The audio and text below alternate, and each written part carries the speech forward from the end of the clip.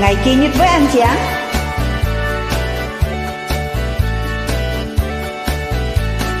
Lý bái giao善ngày thèm cây cung hồng, ngày追呵出氣對華人計行。Hey hey hey，紀念會安詳。日咋個吹華人正藝，係呢多愛紀念天家愛講。Hey hey hey，紀念會安詳。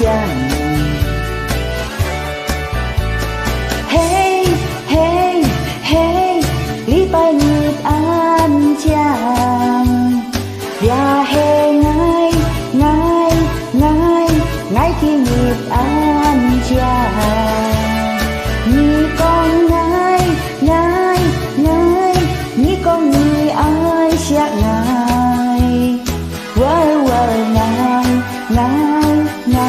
愛紀念安詳。禮拜giao善ngày thèm cây cung hồng, ngày追呵出氣對華人計行。Hey hey hey，紀念會安詳。日咋個吹華人正藝，係呢多愛紀念天家愛講。Hey hey hey，紀念會安詳。Hey hey hey，禮拜日安詳。呀嘿愛愛愛愛紀念安詳。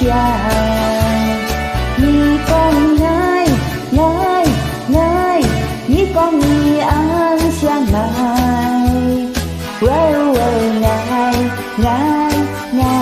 愛紀念安詳。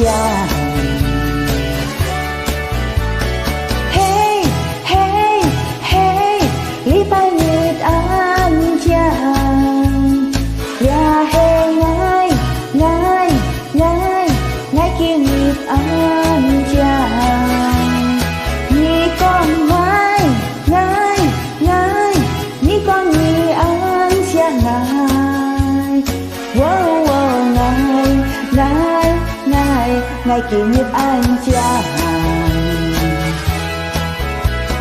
Hey hey hey，禮拜日安詳。呀嘿愛愛愛愛紀念安詳。你講愛愛愛，你講你安詳愛。